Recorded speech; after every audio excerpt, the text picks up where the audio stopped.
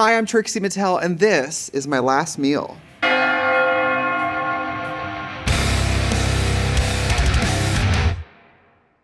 Every person has exactly two things in common. We all gotta eat and we're all gonna die. Today's guest is the winner of Drag Race All-Star Season 3, and there's a hell of a lot more. She's an entrepreneur, a podcaster, a DJ, a folk singer, a hotelier, and the skinniest legend around. Last time she and I were under the same roof, I was tucked and she was not.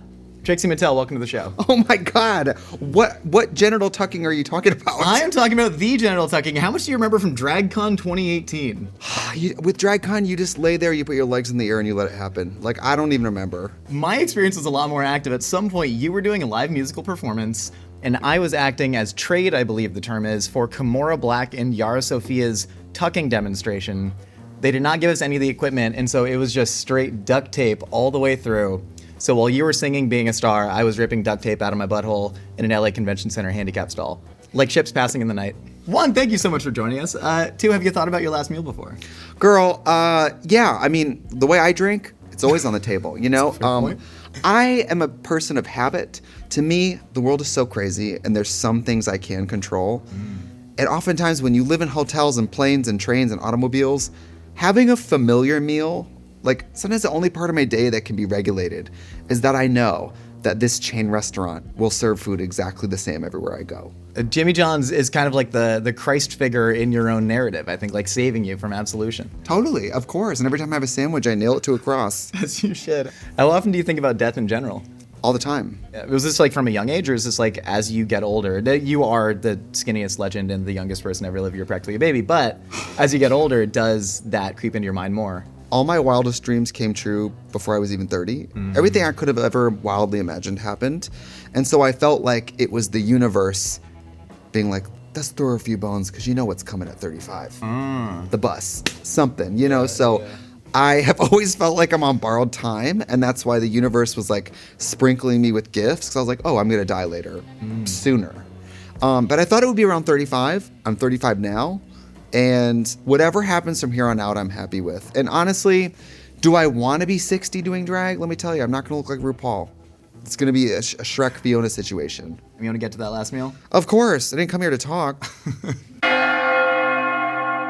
Trixie, for the first course of your final meal on this earth, we have the number 6 veggie sandwich from Jimmy John's, nothing but the finest. And then we have the fresh fried, beer-battered Wisconsin cheese curds. We did import the cheese curds straight from Wisconsin. No, you didn't. We absolutely did. We also are using I believe Milwaukee's Best Light to beer batter them.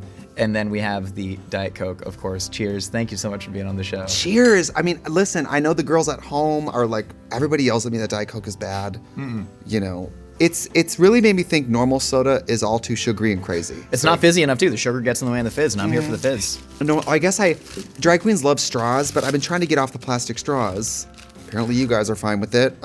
You asked me if I had been canceled earlier. No, but I can't wait. Isn't this f***ed up? You know what I'll do with these sometimes? And you can do this at home. You chop these up into small pieces. You can use them as rollers for your Barbies. I have never done that, but that is beautiful. I will say, I love Jimmy John's and I love this number 6. It was one of the best, when I was vegetarian, like, 15, 20 years ago, living in Milwaukee, it was one of the best, like, fast food vegetarian items. Isn't that great? Look at the quality. People hate Jimmy John's too, but I also love Subway. I like sub sandwiches. Is that so bad? I think you were talking about like your Midwestern roots and loving Why are you chains, yelling feeling at the me? comfort. Well, I'm sorry. I think you were talking about your Midwestern roots and you really love chain restaurants. Is this bringing you back? So I love this place. I used to be a delivery driver for a place called Herbert and Gerbert's that was a sub sandwich place. Sorry, called what? Herbert and Gerbert's. Herbert and Gerbert's. Uh-huh. In this economy? Yes. God. Well, not anymore. They're closed. Oh, yeah. But I used to be a delivery driver for them. And I sold sub sandwiches. And I still love Jimmy John's so much. Sometimes after work, I would leave Herbert and Gerbert's in my outfit and go in like my Urban and Gerbert's outfit to the Jimmy John's, and I'd feel like a traitor. Like big sunglasses, like, you know why I'm here. Just put it in the bag. Didn't even have the decency to cover up, put a sweatshirt on, nothing. You wanted them to see you, huh? Well, I put on a bed sheet and cut holes in it, but then I was a ghost. It was all very weird, you know. It's like a French bread, and it has just a provolone cheese, shredded lettuce, cucumber, tomato, mayo. It's like not a lot to it, but I'm one of those horrible people that doesn't like flavor. Mm-hmm. Just give me the nice, bland roll of food item. Like Like, I would do very well in space. Here's your mashed potato granola bar. This kind of feels like a sandwich that would be 3D printed on the NASA space station. You know what I mean? Like, there's something unreal about this. There's no cracks in the bread. I had to crack it myself. It's delicious. I thought you had chosen Jimmy John's because you have trauma from Potbelly sandwiches rejecting your open mic audition in Milwaukee. Let's talk about it. Let's talk about it. Let's get into it. Yeah. So I lived in Milwaukee for a long time, all through my undergrad.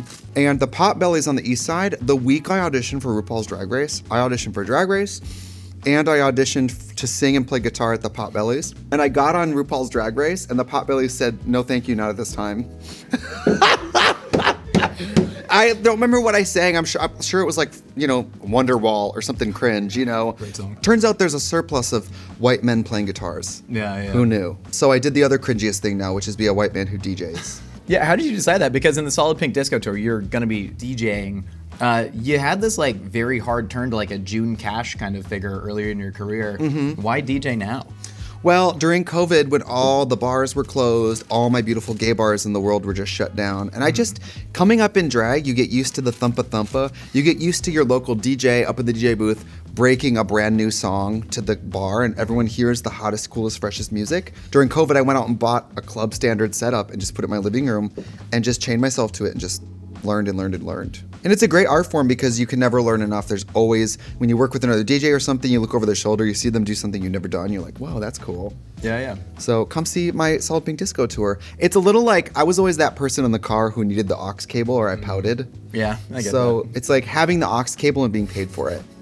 Dig into the cheese curds, please. This is a Wisconsin delicacy that I'm not that familiar with. Girl, let me tell you. Okay, so I love being from Wisconsin. You know how Lady Gaga's always like, I'm a good little Italian girl from New York? Mm-hmm. That's me being like, I am from Wisconsin, So this is a beer-battered fried cheese curd. Sometimes in the world, people are like, I've had cheese curds. This is a beer-battered fried cheese curd. They basically create a batter with real beer. And if you're in Milwaukee, they'll usually use the beer that they make in the bar. Yeah. Milwaukee's cool because a lot of the bars have their own brewery. They make their own shit. It's really cool. And they deep fry it. And so you have a crunchy exterior with a soft, like gooey cheese inside. And it's amazing. Has anybody here not had one of these? Everyone, Are we not supposed to break the wall? No, break the wall. I do the wall. whatever. Throw one in Dowd's mouth if he consents to it. Will you eat it? It's so good. It's going to change your life. How are you with lactose?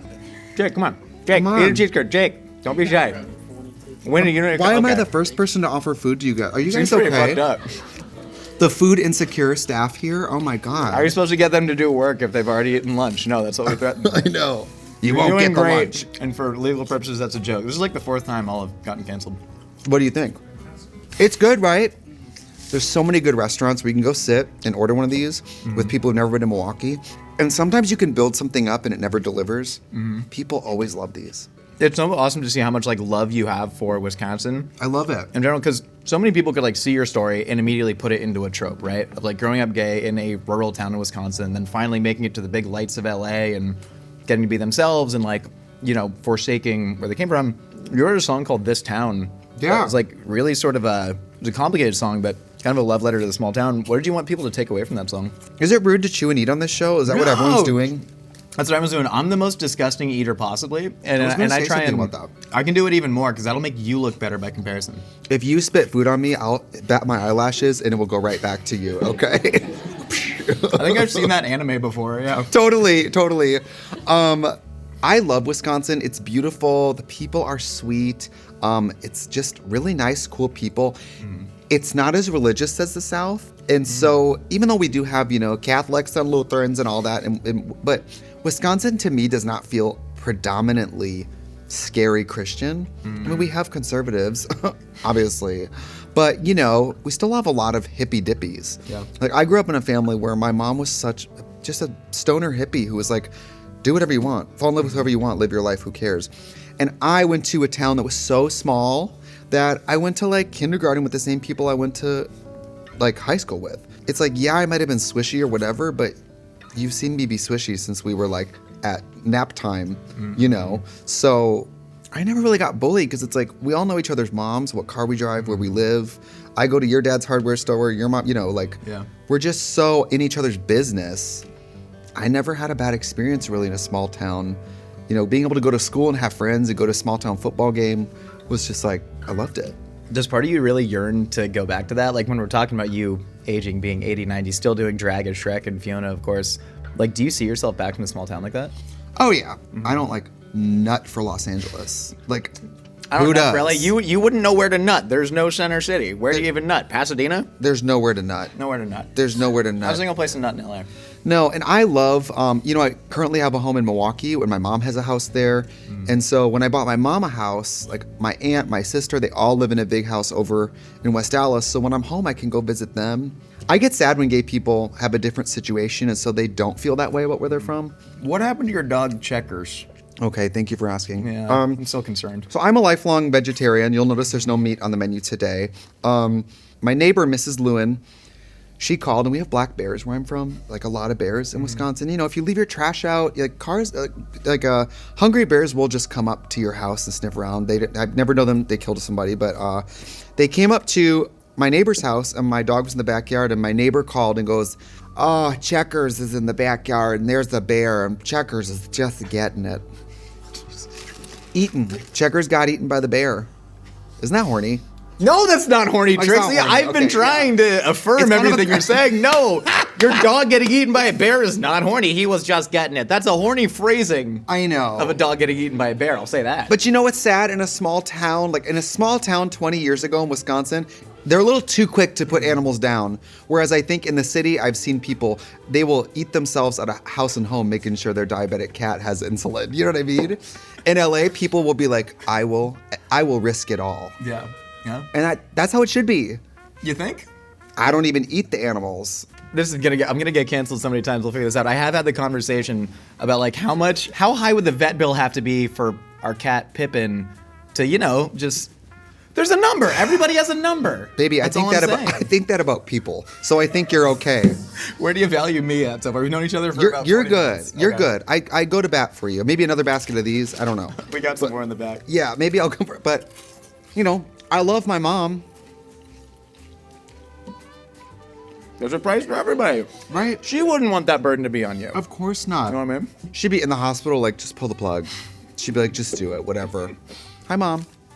I love the way you talk about like what could be perceived as deeply traumatic shit. You talk about it with so much humor, and I know you said that you don't like to trauma dump, mostly because you just find it uninteresting. I do. Why is that? What do you find interesting? Weirdly, I always think that trauma is the only thing that bonds us all. But I also caution, some people who will watch this might comment that I do this because bad things happen to me. I don't think being creative is a prerequisite. There's not, the prerequisite to that is not trauma.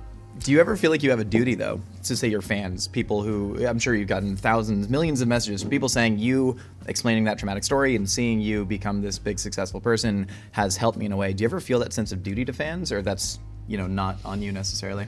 Well, first of all, you said duty. And you said it a few times. But That's funny. no matter who that's you are. comedy. Now that's comedy. right there. Comedy. Duty.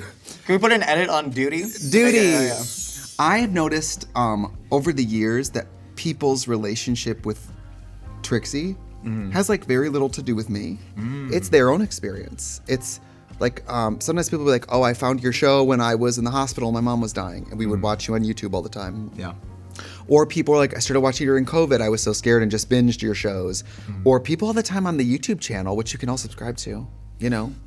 This is my channel's like this, but kind of like. Their set is way nicer and more expensive too. Way Much better nicer. producer. It's the whole thing. Yep, Yeah, and yeah. we feed the camera people. You gotta stop doing that. They're not gonna want to work. They're not gonna want to work, Trixie. But I just try to take my responsibility very seriously, which is to make something I think is fun and funny and I enjoy, and deliver it in a way that's accessible and can make people feel good. 100%. And it's always been comforting for me that people are not consuming me. They're consuming an image of me. They're consuming a product that I've made. Do you view Trixie the character as a product that you've made in a sense? How much of Brian is inside Trixie? Where does that Venn diagram go? Have you ever seen Men in Black? Yeah. Do you remember when the face opens and that little alien's in there? Uh-huh. Well, that's me. Which one's which? Well, I'm the little one. Okay. And then, I'm that and this fake thing. So, my idol is Elvira. One of my other idols is Pee-wee or RuPaul. Some chunk of them is in there, but primarily I don't think of it as me.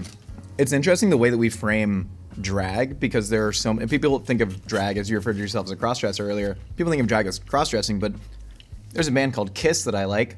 They dressed up like clowns because otherwise they would have just been old Jewish men, and they looked way cooler dressing like clowns from space, shredding on a guitar. I think there's like a lot more drag out there than we sort of register in certain ways. Those of you who might be watching this who might have a problem with the way I look, don't worry. I'm never going to come down to the Applebee's and surprise you with a performance. You'll be fine. She's going to Chili's, folks. It's happening. I feel God in this Chili's. Encino Commons Chili's. Trixie Mattel's coming. I'm coming down to the Jimmy John's and I'm doing a number. When people have problems with drag, you notice these people don't have problems with Medea, Dana Carvey, white chicks, Tootsie. They have a problem with gay people cross-dressing. 100%. They don't have a problem with, on Saturday Night Live, someone putting on a wig and playing a woman that week. Yeah. They don't care about that. Like the Gap girls, like cross-dressing goes back so far. And they always have a problem with it when it's the gay people. Yeah. That's all I'm going to say. When the gay people are cross-dressing, then it scares you. And I think basically the whole world goes, well, then you do this, and then you get married, and then you're going to have a baby, and then you do this. With gay people, I never get bothered by anyone about when are you going to get married, when are you going to have a kid. Like, I have ultimate freedom. And I think sometimes things like being married or having children or having a normal job can feel like a cage. Yeah. And homosexuals represent so much freedom. And I think in some ways that level of freedom calls into question the system in general. And then that really pisses people off because they're like looking at what they purchased they're like, was I duped? Trixie, for course number 2 of your final meal, we have the penne rosa, no mushrooms, sub broccoli from Noodles and Company. And then we have, this is scratch made, we did bucatini cacio e pepe, as you have so lovingly pronounced it. Here, please. I don't think that's how you pronounce it. I think it's cacio e pepe. Yeah. Cacio e pepe. Well, that's the Wisconsin variety. Yeah, it's actually Wisconsin by way of Italy, yes, of course. You know, it's like chicken parmesan, Alfredo. They're all Italian-American dishes. Can I dish you up some cacio e pepe? Of course. I don't know what happened, you guys. My last meals were a kale salad, a green juice. I don't know what all this shit is. Be honest, am I the fattest you've ever seen in your life with with this stuff? You are nowhere near the fattest C word. That's your word. You can say it. I can't say it. That I've seen. Would have felt like cultural appropriation if I said it. You know what I mean? No, I think it's fine. You can say too. I don't care. I don't know. I already. Don't you guys think you should say it? I already killed the thing about saying. What if I say it and you mouth it? I don't like where this is going. Listen, I was in the Call of Duty lobbies in 2004. Oh, no. No one's going back. I'm not going back there, Trixie. Baby, they're still in there. They're still in there. Go play Fortnite. I don't want to. Well, do you see why even when I was like running the marathon, I scarcely lost weight? Like when I was reading for the marathon, like how you're supposed to eat the days beforehand, I was like, that's what I was gonna do anyway. And that's what I've been doing. Barbell loading my whole life. Well, you're out there shaking your shit on stage. You know, you're basically running marathons every night doing drag. I love cacio e pepe. It's like 4 ingredients. I think it's pecorino cheese, Parmesan, salt and pepper, but mostly pepper, noodles, and then you use obviously butter and water from the noodles to make it. That's the Wisconsin version. In Italy, they don't use butter. We use butter in this because we're Americans and not homophobic. Well, not because in Italy there's a Barilla pod. They said some bad things. They've atoned for it. They made a rainbow pasta box. Italy? Really brand, yeah. Look well, they still got the Vatican, honey, so they have a long way to go. Listen. What is? I never eat in drag. I was gonna ask ever. You. This is so weird. I feel. Do you want me to like spot you? Would this help at all? I don't know. Like, I don't. Should I snort them? Like, that's what I'm used to doing. Yeah. You know. I want to ask about the first time you got into character as Trixie, because I believe it was at a midnight showing of the Rocky Horror Picture Show. Oh yeah. Did you feel like this big spiritual change, or no? You were just putting on a dress for the first time. It was such a mix up of like a theater of half-drunk misfits. It was a great environment for me to start doing this type stuff because even like all the straight men were in like fishnets and glitter. So it was like before I could really say it was gay, I got to be comfortable with like playing with this type of stuff. At that point though, were you comfortable saying that you were gay, like to everybody that you'd met? Yeah, I don't think my boyfriend knew, but everybody else pretty much had picked up on it. He could have had some hints. He had some hints, you know, but it's like they're using a straw in your Diet Coke. Well, guys, you're making out. Yeah, it wasn't the anal, it was this. It was the straw. Rocky Horror was still one of my favorite movies, and from age 18 to 21 until I could go to clubs, it was a great environment for me to like play characters. I played an old man, a woman, then you dress as an animal. Like I would just change up the look all the time. And when I started doing the all pink blonde thing, I was like, this is really something. I'm going to do this. And then when I turned 21, I worked at La Cage nightclub in Milwaukee and I did my first appearance. I did a show and I went home and got in bed and like stayed awake till dawn looking at the ceiling and like being like, I'm going to do this. Like something was just like, you're doing this. Yeah. I want to ask about your first time on Drag Race because back then the show was like a little bit smaller than it is now. Now it's like the main pipeline if you want to become famous as a drag performer. Yeah. Do you think that inherent competitive nature has like changed the drag landscape in general? Less than 1% of drag queens do it as a full-time job. Yeah. But there are a lot of people who gun for it, right? Because like everybody who grows up playing youth football, now it's my time to shine. The straights are at it. Only 0.01% of them are you very athletic? I did go to college on a D1 on a scholarship. With a DUI. With a D1. Yeah. You were a DEI hire. I sure was. Yes. No, I was a shot put, discus, and hammer thrower in college, and they're sick of me talking about this. But yeah, so sports were my life, so I understand that idea of like, there's only 1% that'll make it, but that's what 100% are gunning for, mostly. Is drag similar? Well, so Edwards, famous drag queen, says, winning isn't everything but wanting to is, which is obviously the athletic spirit, right? Mm-hmm. I mean, that's why I loved running was because it's about your personal best. It's not really about anyone else. It's just about you and your goals. That was literally what attracted me to track and field over like football or basketball, yeah. But I guess with drag, I mean, I always wanted to do it and I always felt ambitious. And I have this toxic trait, which is like believing in myself. And I know that nowadays the kids like, that's not cool to be like earnest and believe in myself. But I just always like believed in myself. And I'm very high on my own supply. I think Trixie's cool. When I came up with Trixie and I started to really get the eyes down, I was like, this is great. Yeah. I was like, people are going to love this. I thought. That is incredibly rare these days. I was like, this is going to be a great doll. It's going to be a lunchbox. I could see this being, and then all those things I thought it would be, it is. And so I know that that's kind of like, you bald bitch, but I did think this like was possible. Yeah. And so I thought, I think Trixie's cool. I'm going to try to make it as big as I can.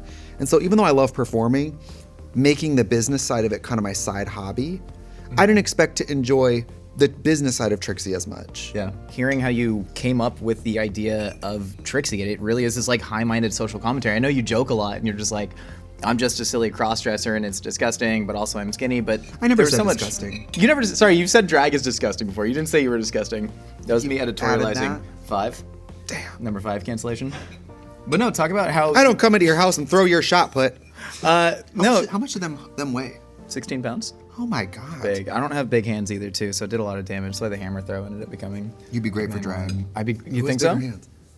Yeah. I'm so dainty and petite. What do you think my drag persona would be? Oh, let's see. Do you hate Penne Rosa? I actually love Penne Rosa. It's not great. Let me see. What about you? I've been working through this a little bit. Miss Steak, and I'm like a sexy butcher. You know, come in, whole pig carcass slung over my shoulder, got my little boning knife. Let's table that. We'll table that. We'll table that. Well, you know. BBL.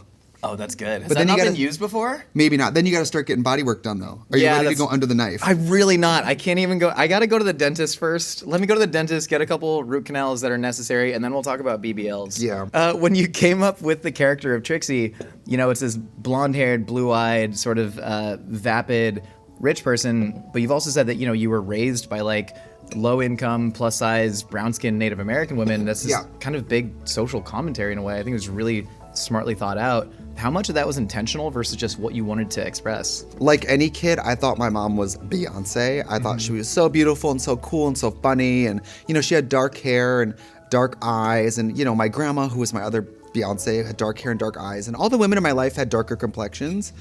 And then kind of like, maybe I wasn't smart enough at the time, but I guess with the character, I became very interested in caricaturing like Americanized ideals of like beauty and wealth.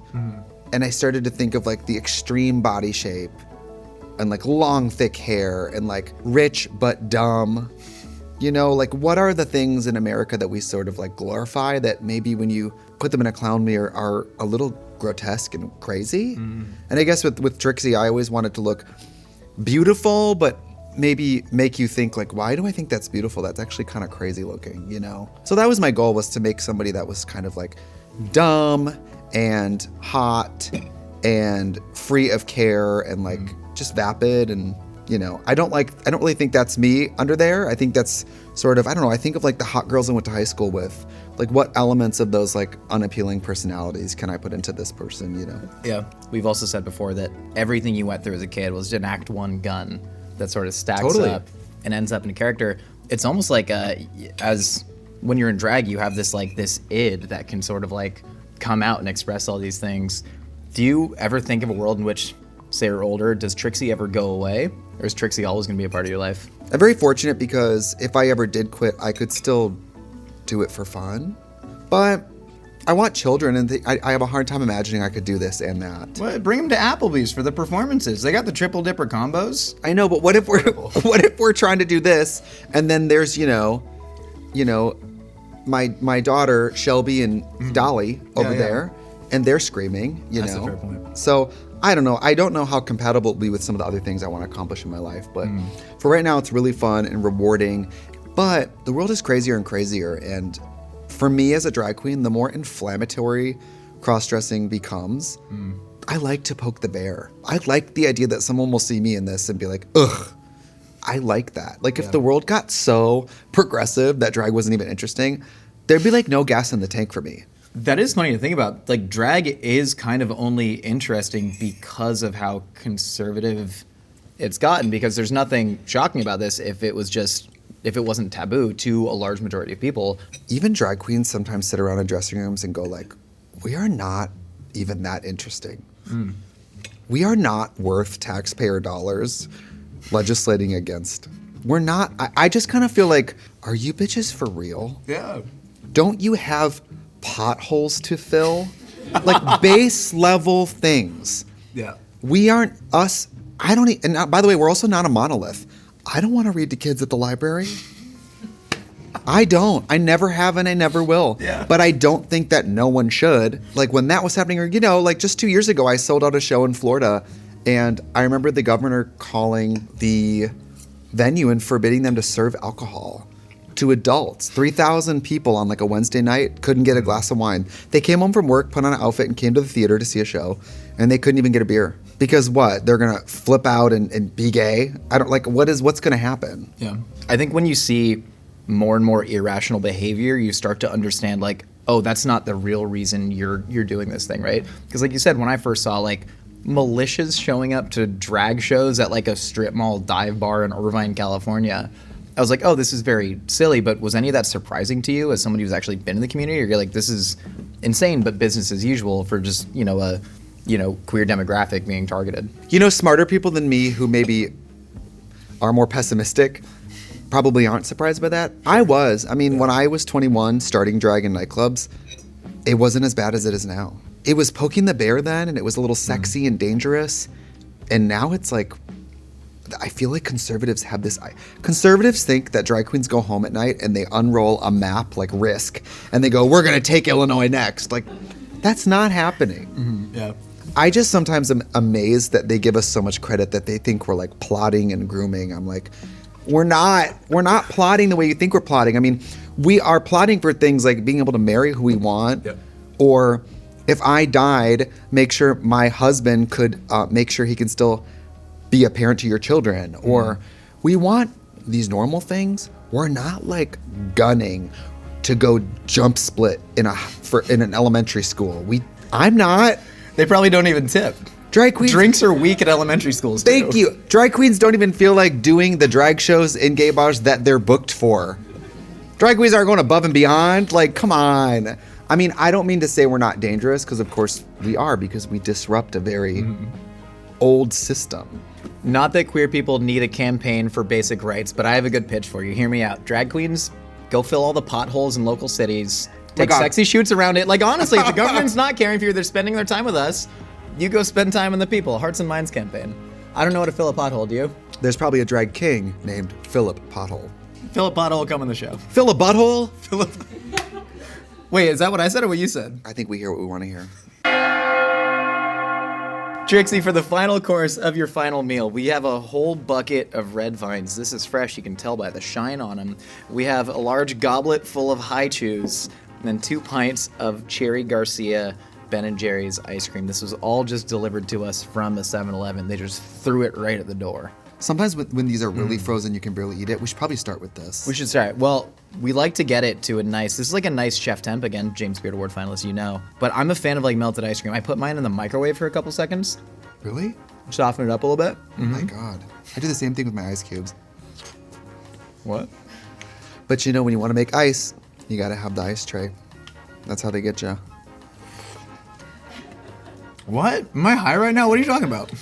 No. Can I tell you, last night I had a bag of gummies and I said, I think these are 5s. They were 10s. That's happened to me at a couple festivals, and there's still music artists that I can't listen to without getting a panic attack because I had too many gummies and I was at the rail. Andy Schoaf. Oh my God. I'm Not the great. same with Kid Rock. I have a panic attack. That's a fair point. That's a fair point. Listen. Is he here? You know, I don't know. Is it okay to disagree with Kid Rock's politics, but really like that song Picture with Sheryl Crow? Oh, no, you're canceled Damn. now, and I can say the F slur. I think that's how this works. You've transferred it back to me. You punted the football over here by liking Kid Rock. Love wins. It's.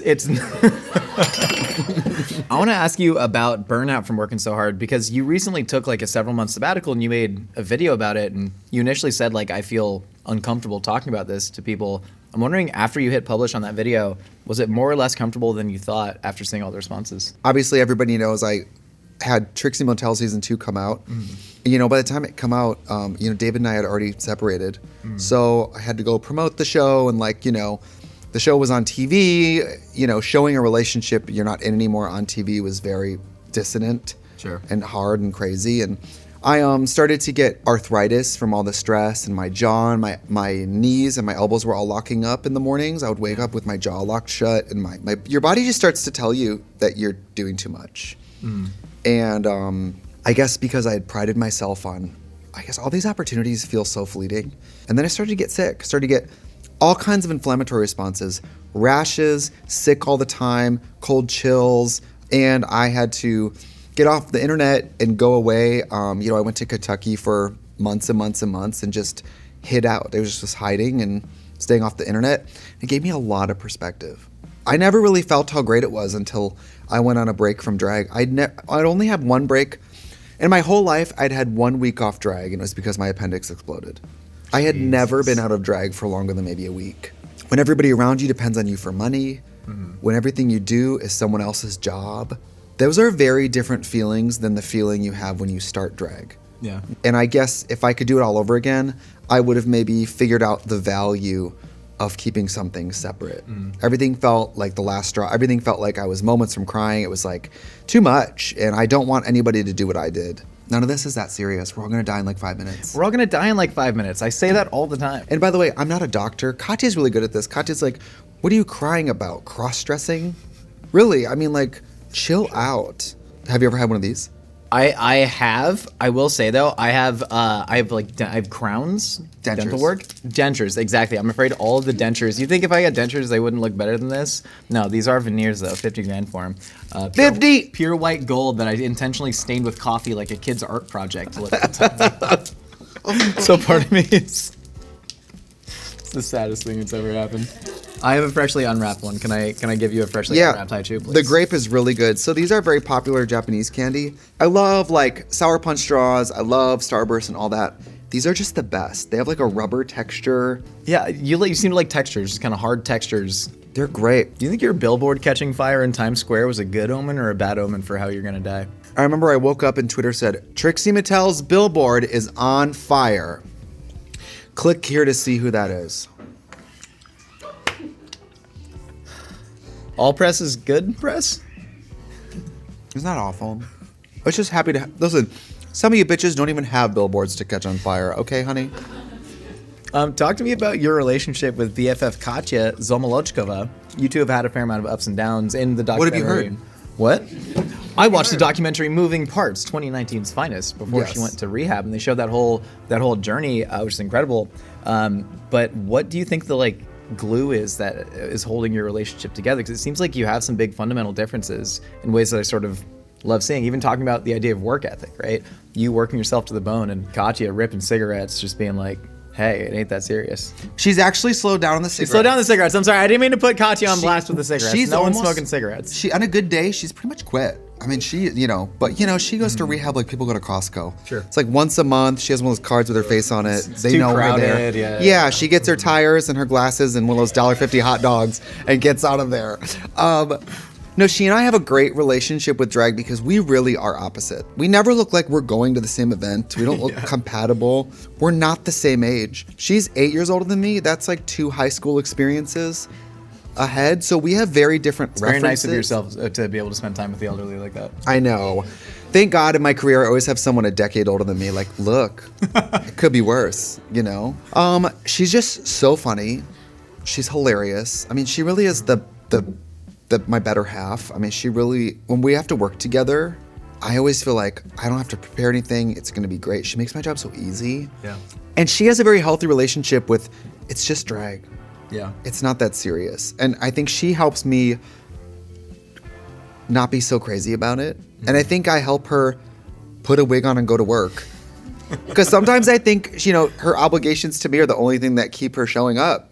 You and her recorded a great episode of about death, where you talked about the Great Spirit and your sort of belief in it, because you are Ojibwe Native American. Can you tell me a little bit about that and what the belief is, what happens when you die? It's that, like, we're all connected, and we're all here before we're born, and we're here after. Yeah. And the time you're alive does affect everyone. The things you do while you're here do affect other people. So, like, just don't be a bitch.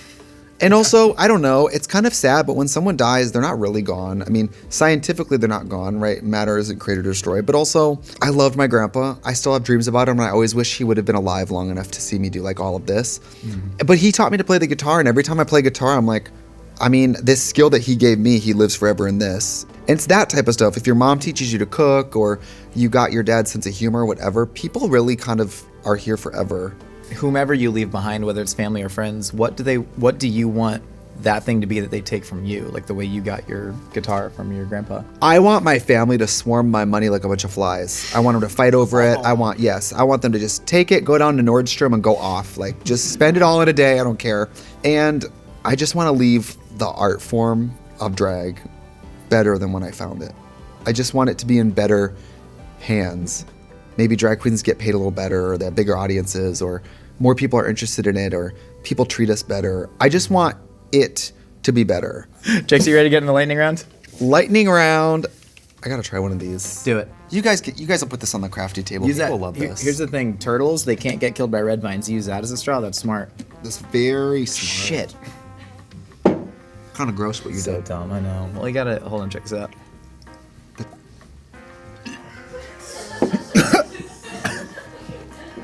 I'm not proud of what happened. You gotta open the throat. Who's the one person, dead or alive, you'd want to share your actual last meal with? Are you okay? I'm great. Are you okay? He died from a red vine? Come on. Got me right in the back of the throat. Dolly Parton's got good food. What song do you want to be played at your funeral? Love Shack by the B-52s. So good. If you would indulge me in 30 seconds or less, would you please read me to filth? I know you think you're eating, but you didn't.